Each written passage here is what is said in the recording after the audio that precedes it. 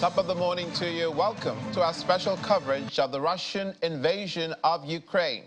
I'm Olumide Mykolaiv. The headlines. At least 9 people injured in Russian attack on Mykolaiv. Moscow says it'll consider cargo ships sailing to Ukrainian ports as military deliveries. Plus, M16 chief makes open plea to Russians to spy for the UK.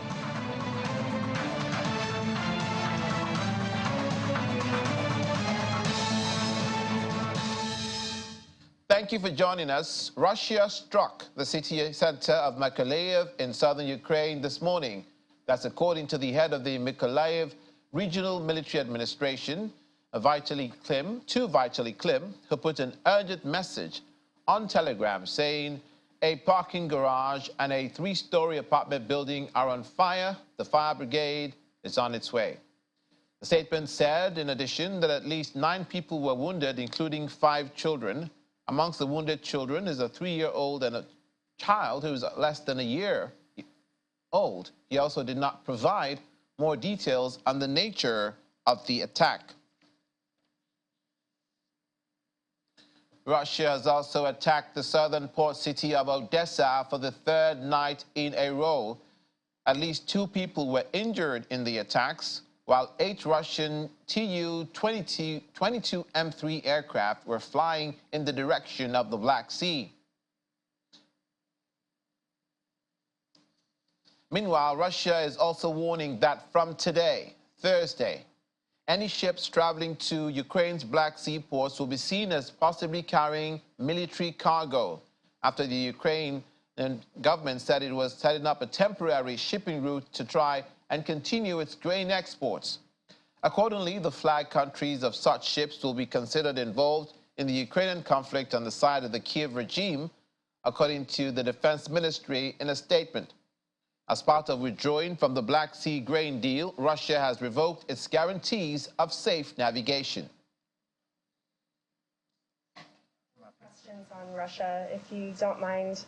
Russia's defense ministry said today it would deem all ships traveling to Ukrainian ports to be potential carriers of military cargo and their flag countries to be parties to the conflict on the Ukrainian side. Do you have a reaction to this, and how do you interpret the message about ships? I will say that Russia continues to use food as a weapon of war. This is the 2nd day in a row we've seen the Russian Federation make threats against ships in international water. Yesterday, the Kremlin spokesperson made implicit, maybe you would even call them explicit threats about ships carrying Ukrainian grain, saying that they could not ensure their safety, which I think everyone can figure out what that means. And today you see them doubling down on these threats. Again, a 2nd day in a row after launching attacks on Odessa, which is the major port for shipping Ukrainian grain. So I think it ought to be quite clear to everyone in the world right now that Russia is using food as a weapon of war, not just against the Ukrainian people, but against all the people in the world, especially the most underdeveloped countries who depend on grain from the region. The head of the United Nations M16 intelligence service has asked Russians angry with the invasion of Ukraine to join hands with the UK to help end the bloodshed, an invitation that is sure to stir fury at the Kremlin. Speaking to news agencies at the British Embassy in Prague, Chief of Secret Intelligence Service Richard Moore said he was inviting them to do what others have done this past 18 months and join hands with the service. According to him, our door is always open, their secrets will be safe with us, and together we will work to bring the bloodshed to an end. During a daily briefing, Russian Defense Ministry spokesman Igor Konashenkov said Russian army had used high-precision sea-based and air-based weapons to carry out cluster strikes against Ukrainian military projects, fuel facilities and ammunition depots around the city of Odessa and the Kanatova air base in the Kirovorad region, with all designated targets being hit. The spokesman also noted that this was the 2nd consecutive day that Russian forces had carried out strikes against Ukrainian targets in Odessa. Russian army had struck the ammunition depots of several Ukrainian brigades in areas including Zaporizhia. On the same day, The General Staff of the Ukrainian Armed Forces reported that Russia launched airstrikes against important infrastructure and military facilities of Ukraine in Odessa, and that many Russian missiles and UAVs were intercepted by the Ukrainian forces. Russia continued to concentrate its main forces in the directions of Kupiansk, Bakhmut, and Avdiivka, where intense fighting is still going on. Russia's mutinous Wagner mercenary chief Yevgeny Prigozhin was shown in a video released on Wednesday welcoming his fighters to Belarus, telling them they will take further part in the Ukraine conflict for now, but ordering them to gather their strength for Africa. Wagner's failed June 23 mutiny has been interpreted by the West as a challenge to President Vladimir Putin's rule that illustrates the weakness of the 70-year-old Kremlin chief and the strain of the Ukraine's special military operation on the Russian state. The footage reposted by his press service on Telegram is the first video evidence of Prigozhin's whereabouts since the night of the mutiny. The video was shot after night had fallen, though it was possible to discern what looked like Prigozhin's profile and a group of men. Since Prigozhin was last seen leaving the Russian city of Rostov on June 24th, mystery has surrounded his fate after he was cast as a traitor by Putin. It's also uncertain what Wagner, which Prigozhin said had 25,000 men, will do next. Meanwhile, the Russian Defense Ministry claims that its forces had captured Movjatove railway station in Ukraine's northeastern Kharkiv region. Ukraine, which recaptured much of the region last September, said this week that Russia was again on the offensive there and that heavy fighting is taking place. The ministry spokesman Igor Konashnikov also said that Russian forces launched strikes on military, industrial facilities, fuel and ammunition depots near Odessa, as well as on a Ukrainian Air Force base in the region. Russian attacks on Ukraine's ports and infrastructure are aimed at global stability, according to the Ukrainian President Volodymyr Zelensky on Wednesday. President Zelensky was speaking during a joint press conference with the Irish Prime Minister during his visit to Kiev. Mr. Leo Varadavka said Ukraine's future is in the European Union and that Russia cannot be allowed to succeed in this war. I firmly believe that Ukraine belongs in the European Union. Europe is as much your home as it is ours. And we, because of our circumstances, were able to join the European Union in the 1970s. But that must be the future for Ukraine and for your people in the years ahead. Perhaps Russia believes that it can break the resolve of the Ukrainian people. But I know from the way you've fought for the past few years and from my visit here that it cannot. My visit to the sites of these atrocities this morning and my meeting here in Kyiv has confirmed to me that Russia will not succeed. And Russia cannot be allowed to succeed. This is the 21st century, and the idea that national boundaries can be changed by violence or that democratically elected governments can be overthrown by foreign invasion must perish. And we need to make sure that Ukraine succeeds, that it wins this war, so that no other country gets attacked. U.S. Aid Chief Samantha Power has pledged $230 million in new funding to help Ukraine's small and medium-sized businesses and boost the war-struck economy. Speaking in Kiev, she said that the aid package will include technical assistance and also support to businesses that seek to grow and expand their operations. A day earlier, Power visited the Black Sea port in Odessa in southern Ukraine, where she unveiled $250 million in aid to help the Ukrainian agricultural sector. On Monday, she announced another $500 million in humanitarian assistance.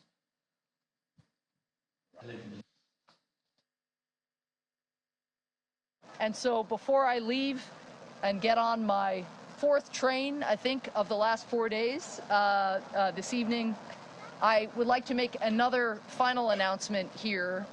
And that is something that I just discussed with President Zelensky and is a major priority of his, which is support for Ukraine's economy and support specifically as well for small and medium-sized enterprises and entrepreneurs. USAID is going to work with the U.S. Congress to invest $230 million in new resources in Ukrainian businesses. This will include everything from technical assistance to businesses who want to scale and expand their operations, technical assistance to help them meet EU regulations so that they can export more of their products and their services into Europe.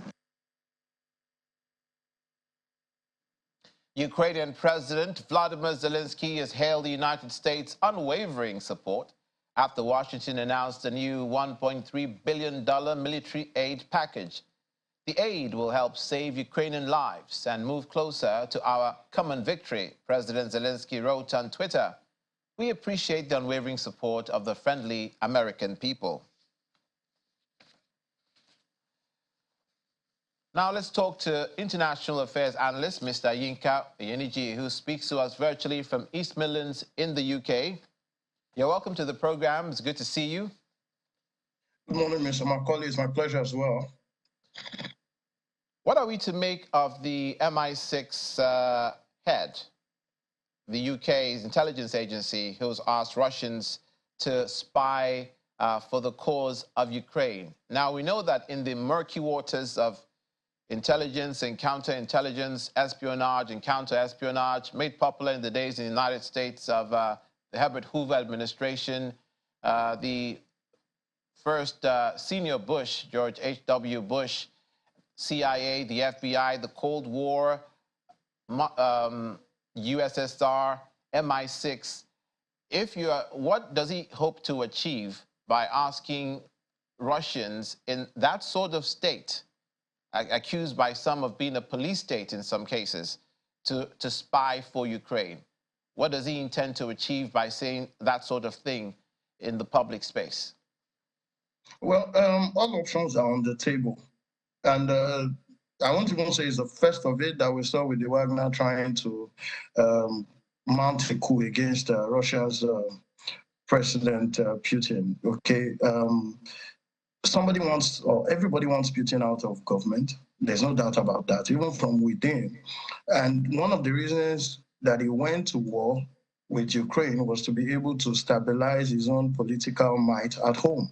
He wanted to consolidate his own power, and he did that with annexing Crimea, extending the possibility of his tenure on the floor of the parliament. So he always wanted to consolidate his own hold.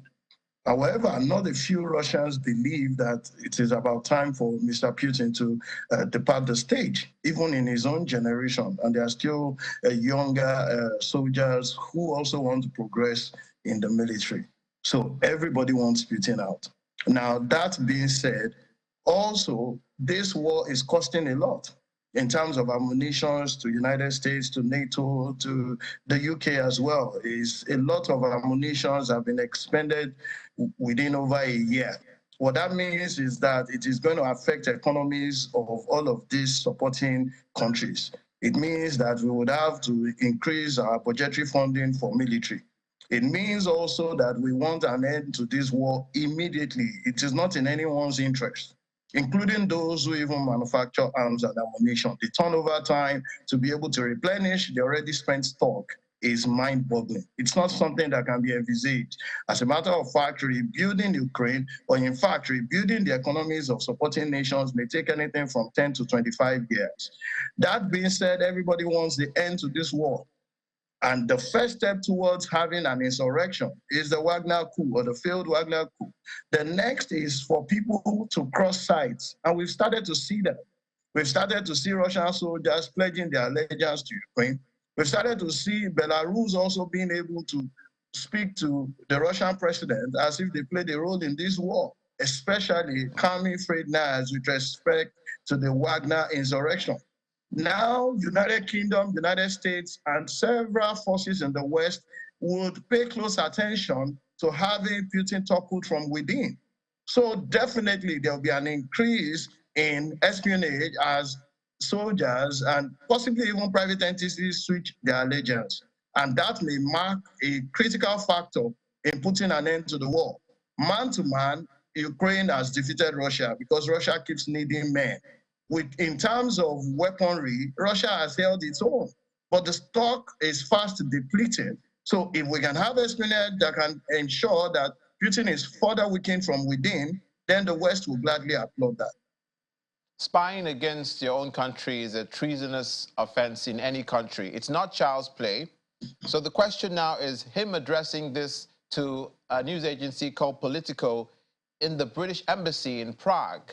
And he says that to the prospective spies in Russia, that our door is always open, their secret will be safe with us. Oh, really? What about their safety? We're talking about spying against Russia in Russia. So I can tell you that. I ask again that. Sorry, let me. Could I just add this before you answer that? In the world of espionage, to recruit one spy alone is a huge deal. The skills that is required to spy against anyone is really a huge undertaking. It's not something that is easy to do. That's why spy agencies go through hell and high water to recruit one good spy, one person who can actually deliver the goods and circumvent the police, circumvent the military, circumvent the people of his own country to bring information to another country. So it's not child's play. How does he intend, what does he intend to achieve by this, I ask again, and why is he doing this through this channel? Aren't they appropriate channels to recruit spies and people who will give information who are in Russia, rather than in a British embassy to a national news media outlet? Again, that Putin is severely weakened from within is not in doubt. Okay, there have been drone attacks, there have been private entities coming together to take advantage of the situation to further have a foothold in Russia. So Putin's support from within is in splinters. Are there people considering changing sides? Of course, there's no doubt about that. There are soldiers who just think that they are fighting a losing war or even a lost war on behalf of Putin. So this underscores any originality in the fact that the West will be willing to receive anybody who wants to cross sides.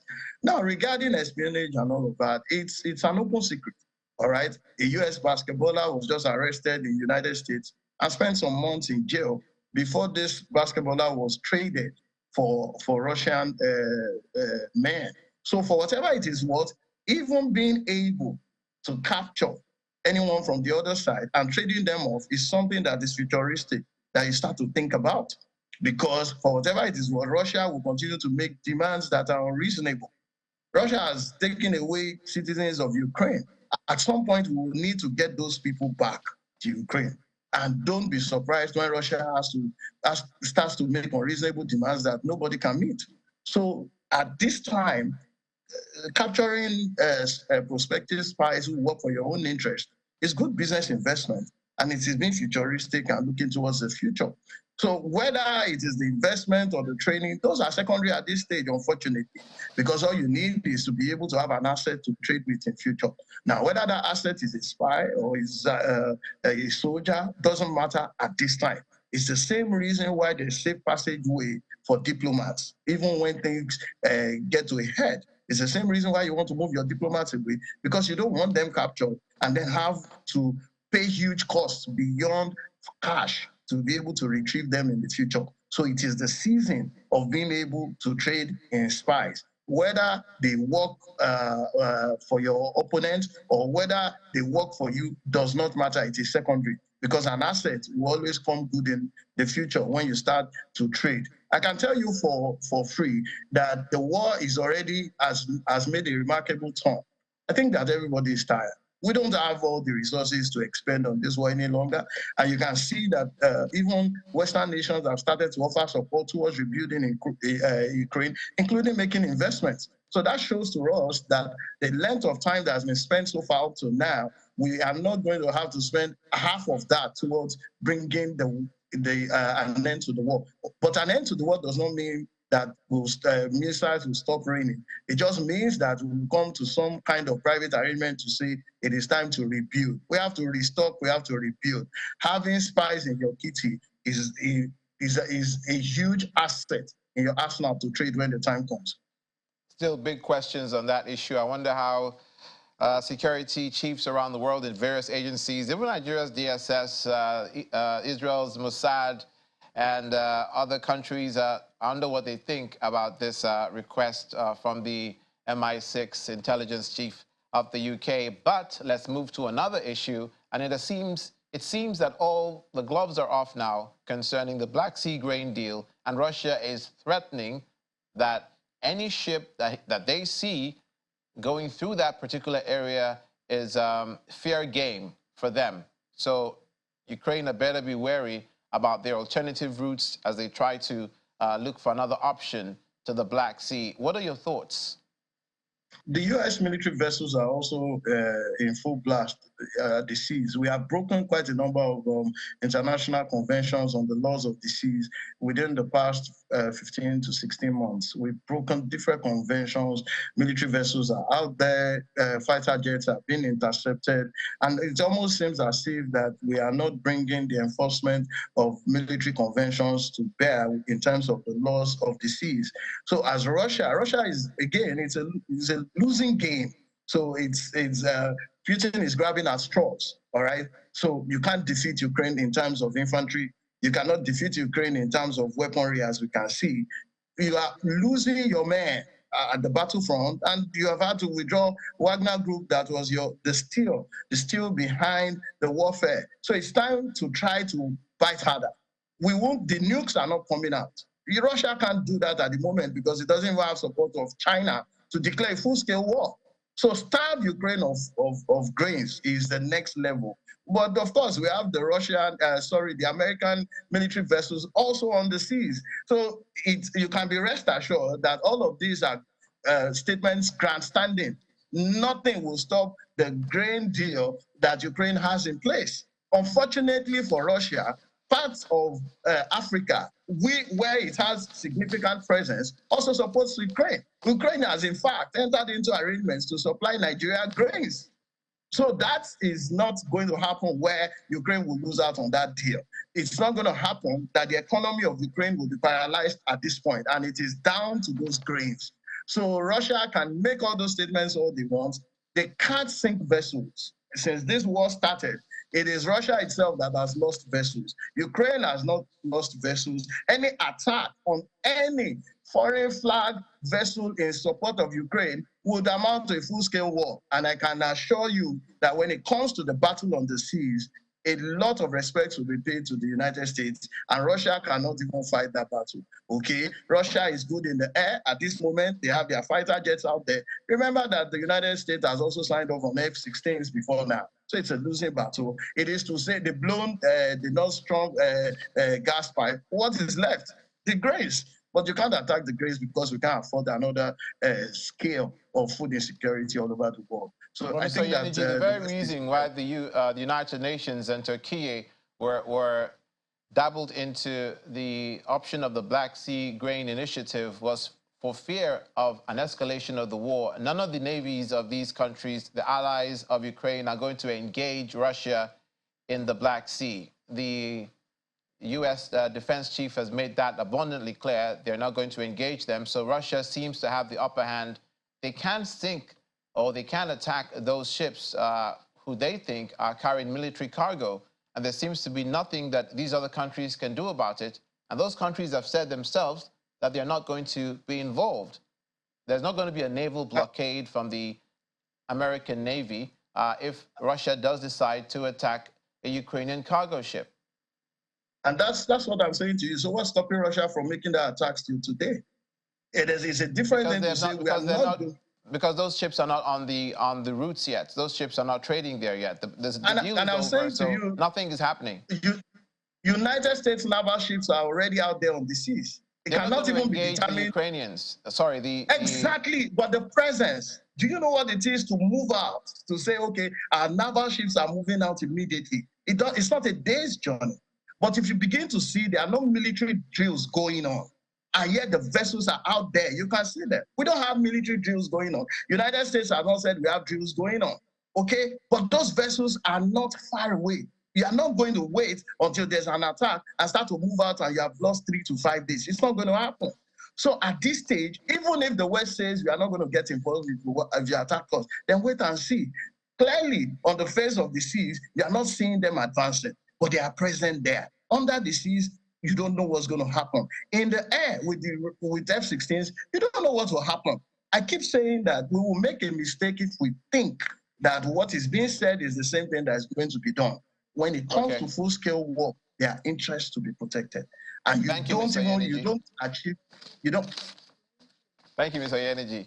As a part of our word, the Ukrainian president has also made clear that they are looking for alternatives to this Black Sea, but that hoping that this pulling out of Russia from the initiative will not stop their export of grain across the world. But thanks a lot for your perspective, Mr. Yinka Yeneji, who is an international affairs analyst who joined us from East Midlands in the UK. Thank you for having me. Have a great day. You too. When we return, Belarus Red Cross sparks outcry after its chief says it's brought Ukrainian children in. Details in a moment. Please stay with us.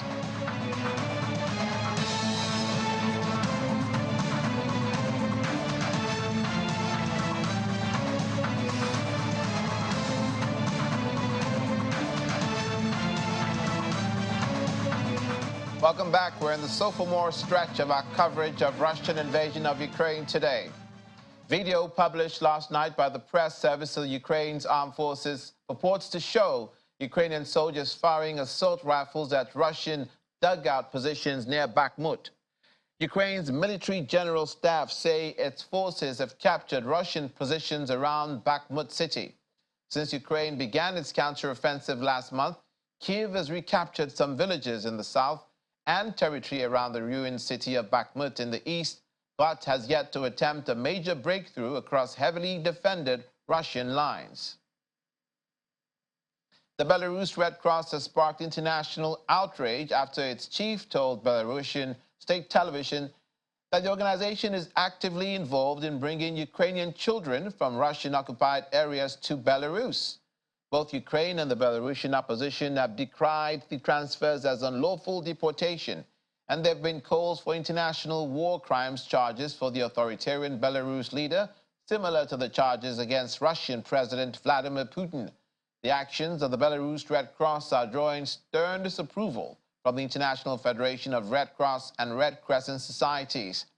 A report aired by the state Belarus One TV channel shows the head of the Belarus Red Cross, Dmitry Shautsu, visiting the Russian-held Ukrainian city of Lysychansk in the Luhansk region.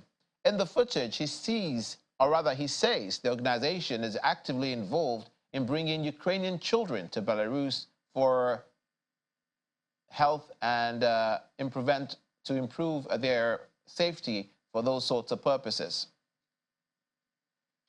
Meanwhile, talks for the repatriation of thousands of Ukrainian children taken from Russia have been underway since at least April. According to reports, these talks are being mediated by Saudi Arabia and Turkey.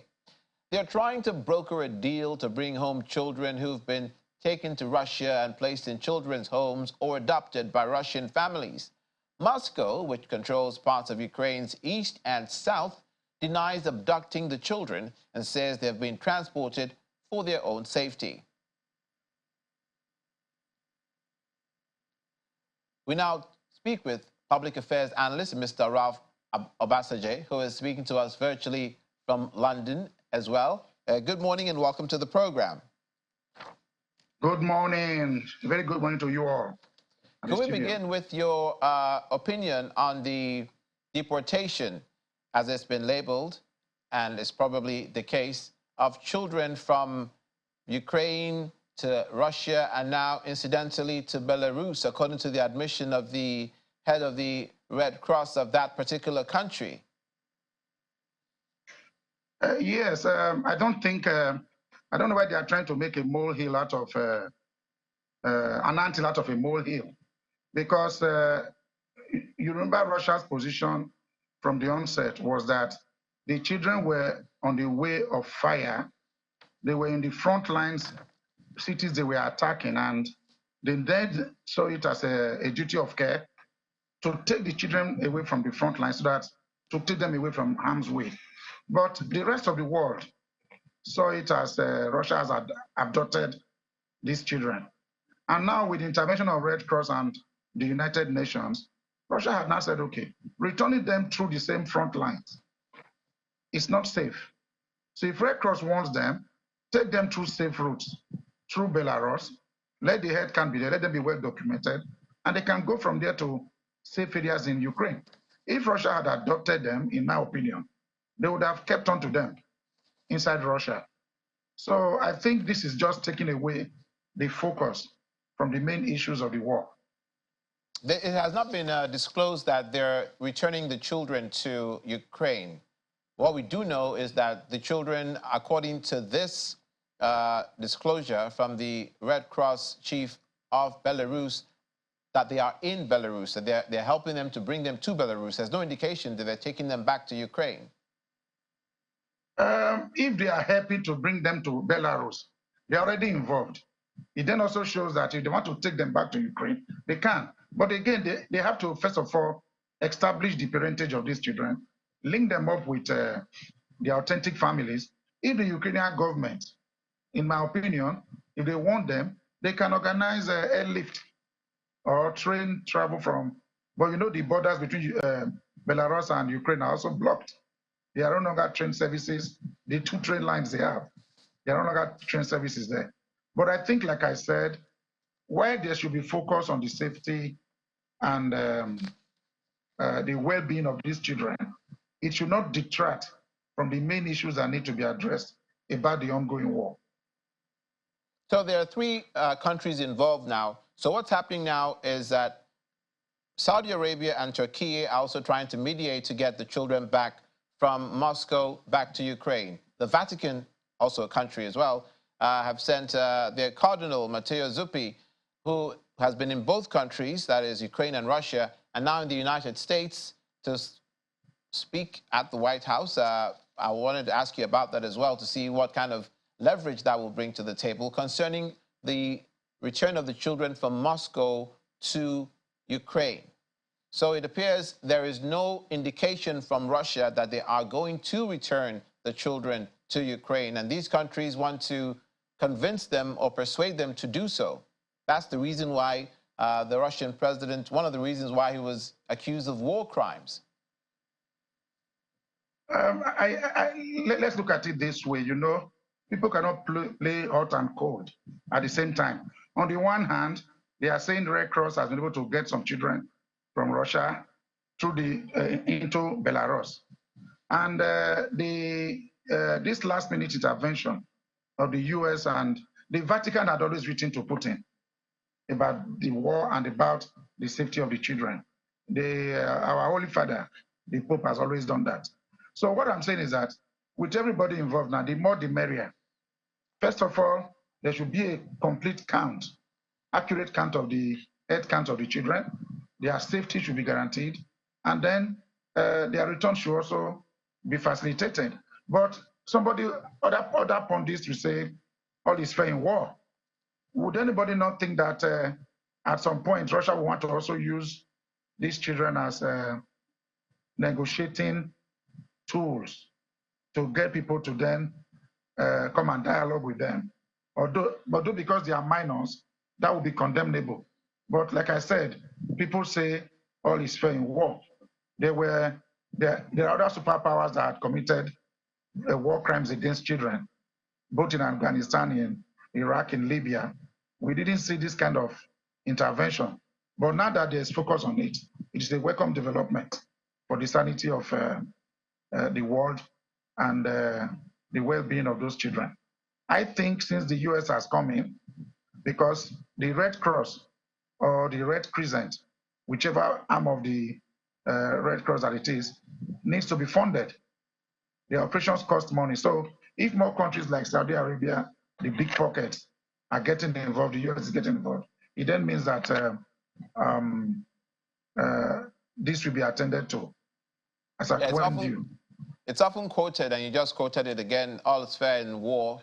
You mean to say all is fair in love and war. I think they should add a caveat to that. All is fair in love and war, except it's a crime or it's inhumane. But let's ask you a question that I posed to our previous guests, to which I ask you as well, concerning the MI6 chief in the UK asking for Russians to help to spy against their country for the Ukrainian cause, and saying that their secret will be safe with them, knowing that it's a very dangerous undertaking. Is there more to this than meets the eye? There is more than meets the eye. Let me tell you, these countries, as this will show you, normally cooperate with themselves. In the years before the invasion of Ukraine, you will find that a lot of cooperation, technical cooperation, military cooperation went on between the superpowers. They cooperated to use the Russian space station, which remains the best and safest space station in the world. In Uzbekistan and Tajikistan, it became an international space center, and the US provided funds. And whenever they are united for a common purpose, you don't hear anything. They cooperate, they share data, they share secrets, okay? And when you then hear the head of the MI6 coming up to say this, maybe as I also told you what, none of us will ever know what the MI5 does. The only one you know is the MI6, which is the equivalent of the FBI. But there's the MIS that looks like Chimbet, that looks like the Naval SEAL. You never know what they do. They cooperate. They share data when it suits them. So as Putin told you in his initial broadcast about 24 hours before he invaded Ukraine, he told you that he has all the, he's a spy chief himself. He has a lot of details.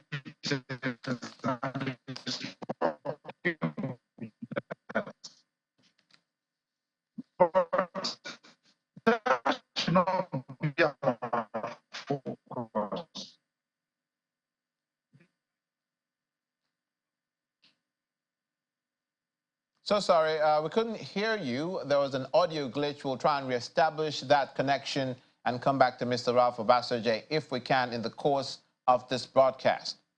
In the meantime, President Vladimir Putin is accusing Western countries of perverting the expired Black Sea grain deal for their own ends, but said Russia will immediately return to the agreement if all its conditions are met. He's asking the West to meet 5 key demands, which he enumerated as readmission of the Russian Agricultural Bank to the SWIFT payment system, resumption of exports of agricultural machinery and spare parts to Russia.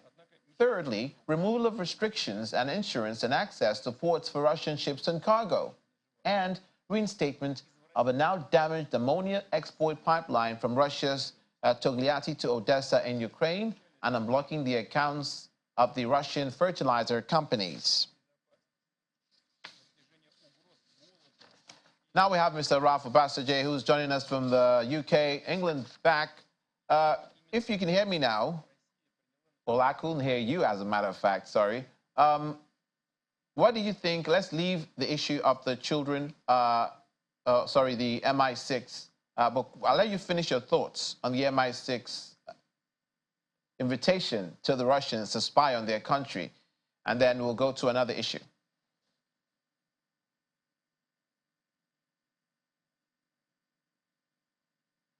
Yeah, I lost you a bit. I think the internet is acting funny.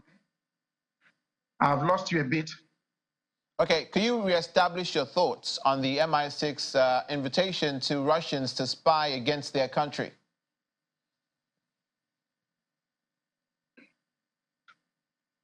Yeah, this is hanging. I didn't hear you. I think the internet is acting funny. Okay, we do apologize. I hope they are not jamming the broadcast. No, I'm sure there's nothing that nefarious going on. Thank you, Mr. Ralph Obasajay, who's joined us from London.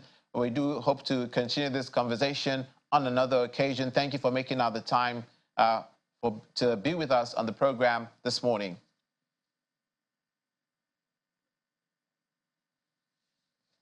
Now, from there, 5 Central European countries want a ban on Ukrainian grain to be extended at least until the end of the year.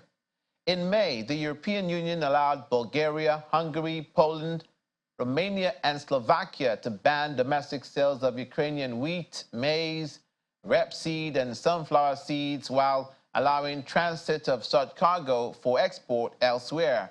Polish Agriculture Minister Robert Telus, who spoke for the group of countries, says the ban is set to end on September the 15th. You're watching our special coverage of Russian invasion of Ukraine. After the break, Polish Agriculture Minister Robert Telus says Central Europe wants ban on Ukrainian grain extended. Please join us again.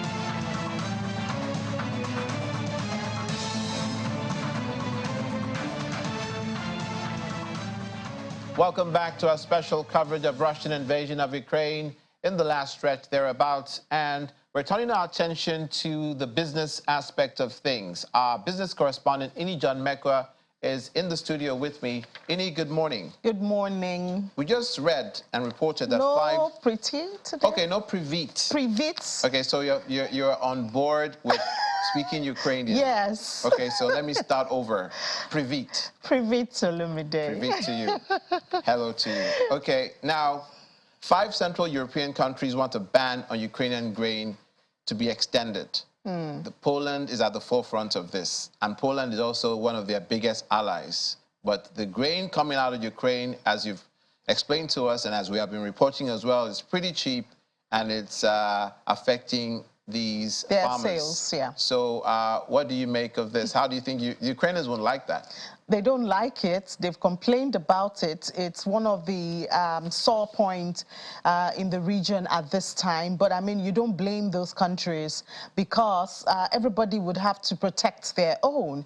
You cannot love your neighbor more than you love yourself. The Holy Book for a Christian says you should love your neighbor as you love yourself, not more than you love yourself. It's not even possible for you to give what you do not have. So if Poland, Hungary, and the other countries, if their farmers are dissatisfied, if they're not making the revenue that they need to sustain the economy, how can they help Ukraine just because Ukraine is in war or Ukraine needs help?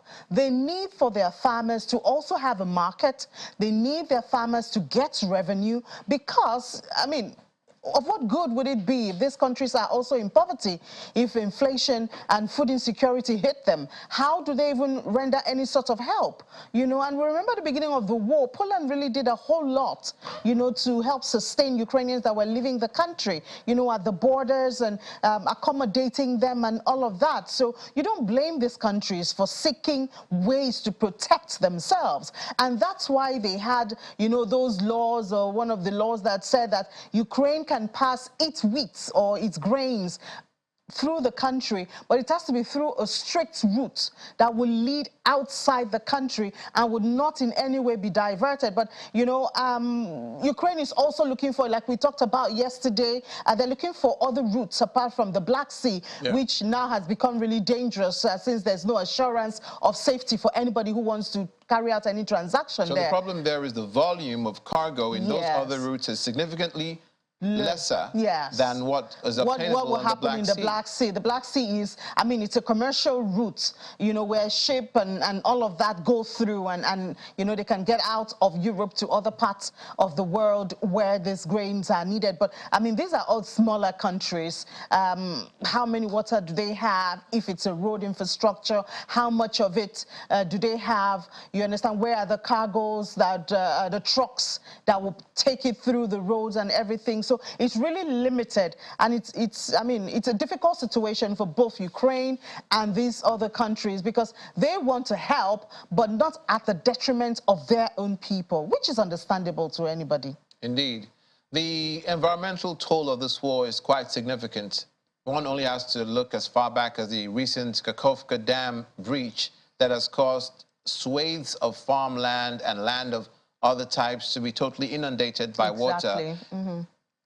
Ukraine is trying to get compensation. Yeah, but it's really difficult, I have to tell you that. So in law, at least in the criminal law in Ukraine, there's a word called ecocide. So what ecocide means is destruction of natural environment by deliberate or negligent human action. It is already genocide of the land, of the ecosystem. Of the ecosystem, of natural and environmental ecological factors. Genocide. Exactly, that's your word, I think. No, they brought the two words together, obviously. Okay, all right. Yeah. So it's a criminal act, according to Ukraine, but Ukraine does not really have the power to try Russia, you know, so they have to take it to like an international court, the International Court of Justice and criminal court and all of that. Now, the unfortunate thing is that it's not recognized as a criminal act at the international court. So how is Ukraine going to prove some of this? How are they going to gather evidence? As you've noted, a whole lot of things have happened. The environment has suffered. The mines are risks to farmers. Even in the future, you know, they don't know where they are. And do you know what these chemicals are doing to the soil or to the water? You know, the Zaporizhzhia facilities also, they've anything happens there and it's close to the Black Sea, it's going to damage a whole lot of ecosystem in the Black Sea. So all these are risks today and in the future.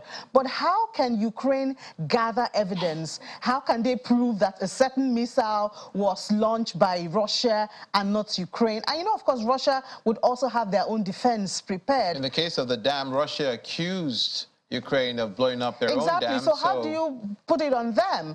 What evidence do you have to show that? And how do you even gather evidence, especially with the war still going on at this time? You know, so these are the difficulties, and it keeps, you know, increasing, because as we speak now, the GDP down in Ukraine because of the war to 29.1, and they have a certain number where they calculated the damage so far. I had it here somewhere that about 48 billion euro is the environmental damage, not the infrastructure and all, the environmental damage that has been done. You know, Ukraine is a major agriculture hub for the world. We've been talking about grain and all of that. If you calculate, for that might turn out to be a conservative estimate, because obviously the 400 billion they're seeking as compensation in general, that was about 2 weeks ago. Obviously, that will continue to increase. It has continued to increase, exactly. Yeah. And even this, as we speak, there are more damages going on to the ecosystem, more chemicals from all of this ammunition and weapons, you know, causing damage to human life and all of that. So it's a difficult case for Ukraine in this, because, I mean, everybody's throwing bombs and ammunition. So who do you know? How can you prove that this is the one that caused this environmental damage and this one caused the other one? True. As we bring it home in the next few seconds, let's try and talk about the digital ruble test. I was just getting used to the regular ruble. So what's up with the digital ruble? You said Russia is readying for the CBDC experiment with 15 banks. So they want to launch it. Yeah, they want to do a test. Yeah, so it's been on for a while, and then sometimes, you know, just when we thought they would launch it, then there will be a tweak to it, and so they'll go back to the drawing board. Now they say they're waiting for President Putin's signature to make it law. But obviously, this is another way Russia is trying to evade the sanctions and have international trade, you know, because of course the digital ruble is something you would do online, just like the cryptocurrency and things like that, even though this is regulated by the Central Bank of Russia. It's not like cryptocurrency that is unregulated to a large extent, you know. So this is another one. They want to do a test with 15 banks. Let's see if they will go through this time, because they've had this scheduled a couple of times, and then they had a change. Maybe one part of the policy has to be changed, and so they go back and all of that. Let's hope that now, since they say they're just waiting for the signature of President Putin, they will get it and do the test. And let's see how they will be able to evade the sanctions and carry on with trades, you know, in the face of the war. The Americans say it's all about the Benjamins. In this case, it's going to be all about the rubles. Yeah. Thanks a lot. Thank you for having me. Eni John Mekwa can be joined on Business Morning after this program, and we encourage you to do so. Now, Ukraine's President Volodymyr Zelensky has instructed the military to strengthen the security of ports after the Russian strikes against Odessa and elsewhere. According to him, in his words, Russian terrorists absolutely deliberately targeted the infrastructure of the grain agreement, and every Russian missile is a blow not only to Ukraine but also to everyone in the world who seeks to live a normal life. Finally, a nephew of the Chechen leader Ramzan Kadyrov has been appointed the new head of Russia's Danone subsidiary after the Kremlin ordered the state to take temporary control of the French yogurt maker's business in Russia. According to a decree signed by President Putin over the weekend, the state has indeed taken control of the Russian subsidiary along with a brewer owned by beer company Carlsberg. 32-year-old Deputy Prime Minister of Chechnya and the Republic's Agriculture Minister Yakub Zakriev took the post of General Director of the company on Tuesday. There was no comment from Zakriev, and the company declined to comment as well. The appointment is another indicator of the scope of the transfer of assets underway in Russia since the start of the military operation in Ukraine. It also indicates the clout of Kadyrov, the son of the former Chechen President Akhmat Kadyrov, who was assassinated in the 2004 bombing in Grozny.